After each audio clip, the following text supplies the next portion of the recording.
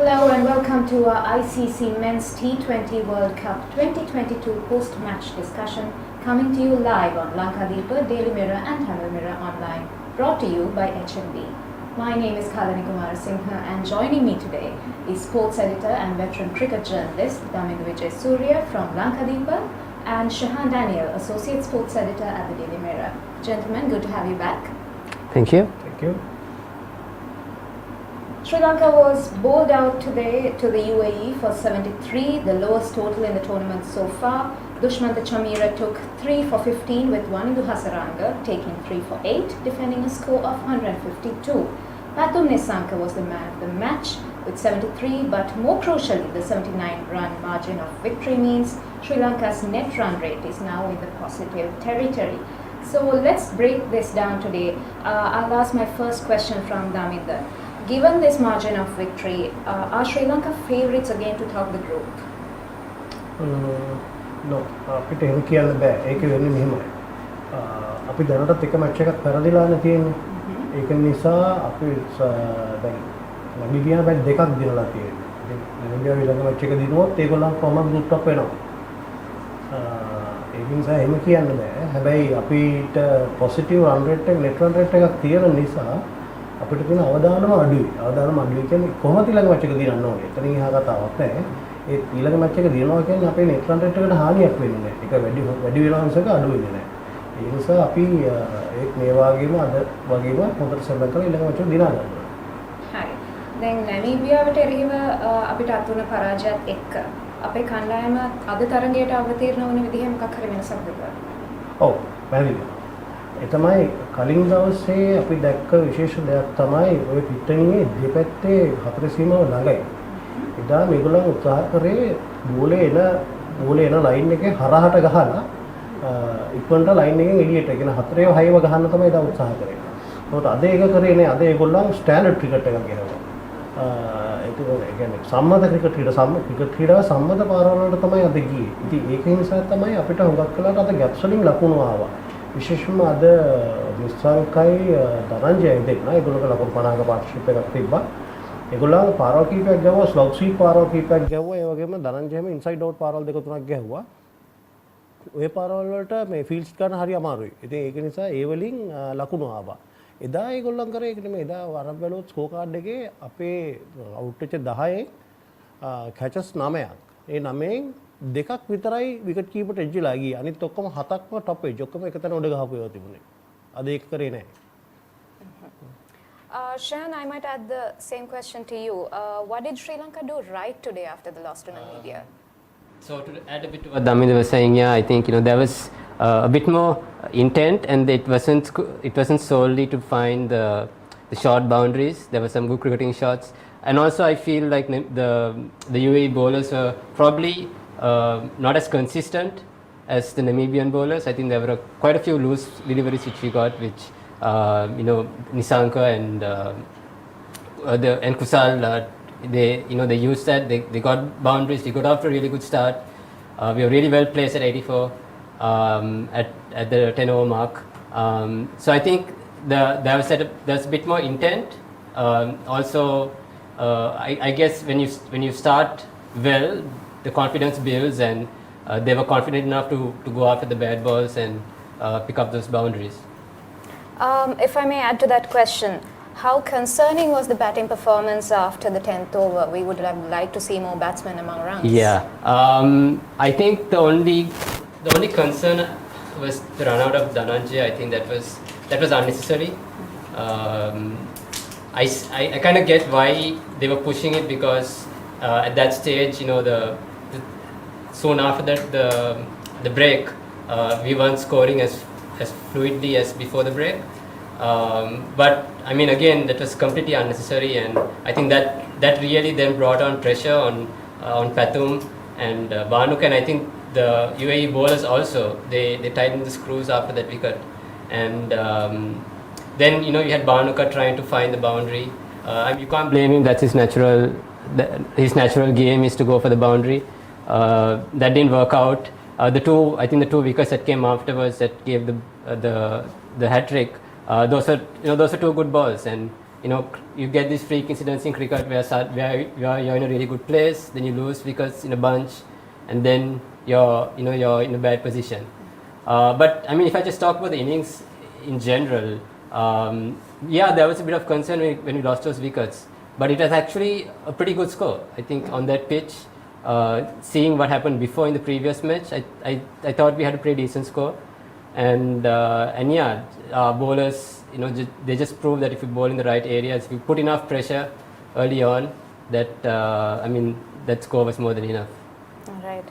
දාමින්ද මේ පිච් එකත් එක්ක හොඳ ස්කෝර් එකක් කියන්නේ කොයි වගේ එකක්ද අපේ ප්‍රේක්ෂක දැනගන්න කැමතියි. මෙහෙමයි. හොඳ ස්කෝර් එකක්ද සාමාන්‍යයෙන් T20 වගේ තරගයකදී ලකුණු 160ක් කියන්නේ එළවල යන්න පුළුවන් ගාණක්. මොකද ඒ කියන්නේ 160 කියන්නේ ඕවර් එකට ලකුණු 8යි ඕන කරන්නේ. ඕවර් එක ලකුණු 8ක් ගහ ගන්න පුළුවන් T20 වගේ එකකදී. මොකද ඕවර් 20යිනේ විකට් 10ක් පරිස්සම් කරගන්න තියෙන්නේ.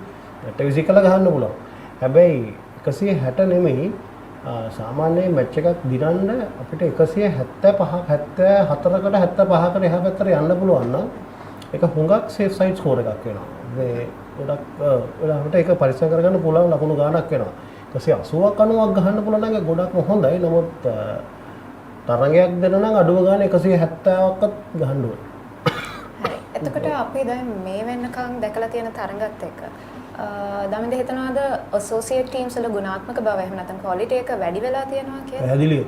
තාම හොඳයි ඒක.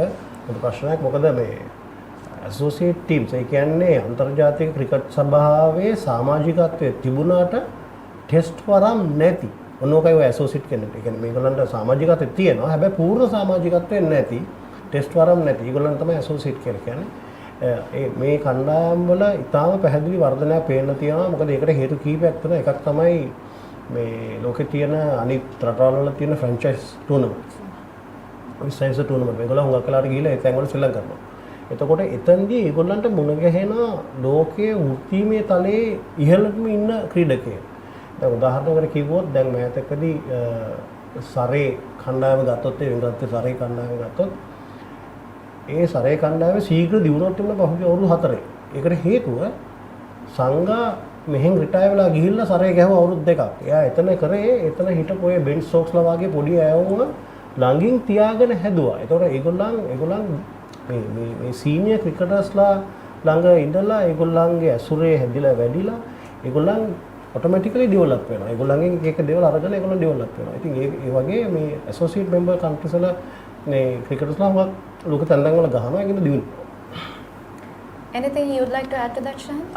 Yeah, I think there has been over the years a steady growth in the number of associate players who are also playing in even in the county cricket or in the Sheffield Shield you do get cricketers from associate countries playing. So there is definitely an increase in the quality. They're exposed to better quality cricketers. And I mean, just seeing it in this World Cups also. In the last World Cup, we had Namibia. They did really well. They went to the Super 12 round. They played really well in the first game against us. So there is an increase in the quality because of that, and also we are seeing a lot of good coaches now going to associate countries and coaching them. So they are exposed to good coaching. They are exposed to good competition. And that really is how any team can grow over a prolonged period of time. It certainly has added some spice to this tournament. It definitely has. Let's talk about something we saw earlier today in the match. Dushmantha Chamira was seen hobbling off the ground with a possible injury. How impactful is it going to be to the rest of our tournaments? I think we saw today the difference that a bowler like Dushmantha Chamira makes, especially when you're playing against an associate team, because they are not used to that speed and that quality of bowling. So they found it really hard to cope against him. And to be frank, I think Dushmantha has been one of our best bowlers in the last year or so. Right? Obviously, he's had his injury concerns and he hasn't been able to play as much as he would have wanted to for Sri Lanka. But I mean, there was a lot of hope that he could, when he came to the team for the World Cup, that he would take us to the next level. Against the competition that we are going to face at the World Cup. So it's definitely a big blow, and I mean we don't know the extent of the injury. We don't know if he's going to be just a short-term injury or whether it's going to rule him out of the World Cup. But yeah, again, like we saw his quality today. just really quick, something that we haven't had for a long time in our cricket. And yeah, just hope that he doesn't have to spend too much time on the sideline. All right, before we wrap this up, what can Sri Lanka expect in the next game against the Netherlands? I think if you watch the previous game, the one that they played against Namibia, you see a lot of quality in that cricket. Again, they have players who have played in county cricket and the Sheffield Shield in Australia. So they are exposed to good cricket again. And also, if you look at their bowling attack today, they were really disciplined. And I mean, that's again something that we didn't see towards the back end of that first match, Sri Lanka versus Namibia. They were really disciplined against Namibia today. And I think for us, again, we can't take them lightly. I think there's a lot of quality in that bowling, which we need to watch out for. I think they had about 7 bowlers bowling also, so they have a lot of variety. The captain did a really good job just rotating them, not giving them too many overs in a row, so that it's difficult to kind of settle against a certain bowler. And again, they had some really quality bowlers. Bas de Lede, he's a star in the making. He opens the bowling and he comes at number 3 to bat. I think he's someone we're going to have to watch out for. Even their left arm spin, I think Tim Pringle, he has some quality to him. But I mean, we can't just base our strategy on those two bowlers. I think we need to look at the entire lineup and see what kind of threats they're going to face. And and hopefully we come a bit better prepared for that game than we came prepared for the Namibia game.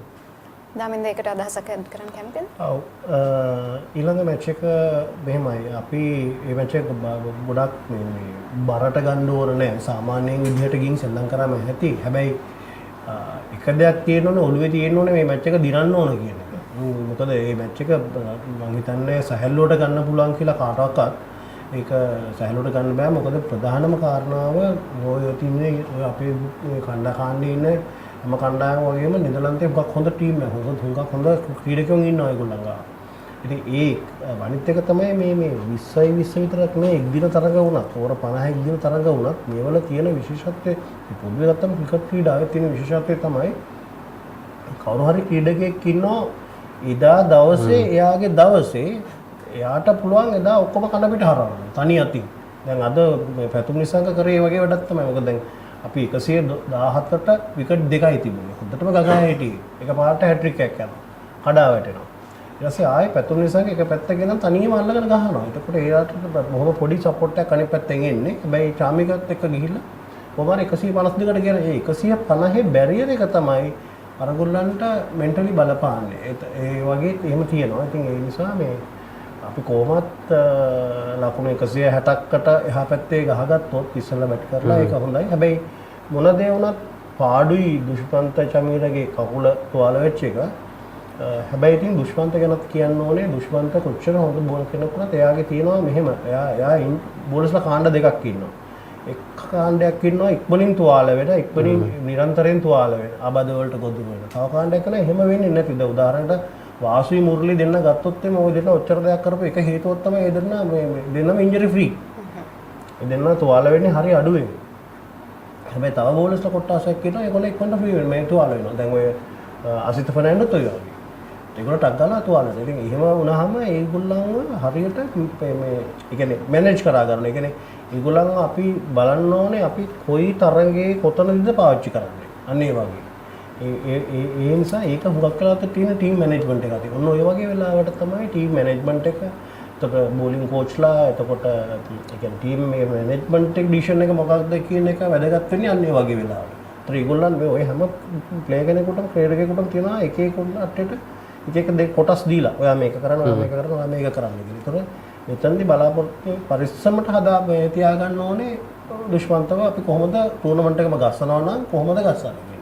It's a bit of a concern also because he has been managed over the last year in terms of his workload because he didn't play the test matches against India also because they were kind of like managing him to play in the Asia Cup. Then the Asia Cup came and then he was injured. So it's a bit of a concern now because it's becoming a bit too recurrent. But it's also very difficult. It's tricky when you're trying to correct especially a fast bowler. Because it's all impact injuries when they are, the mechanics of their bowling. It's very difficult to change that and also expect them to be consistent. So it's a very difficult situation with Dushmantha.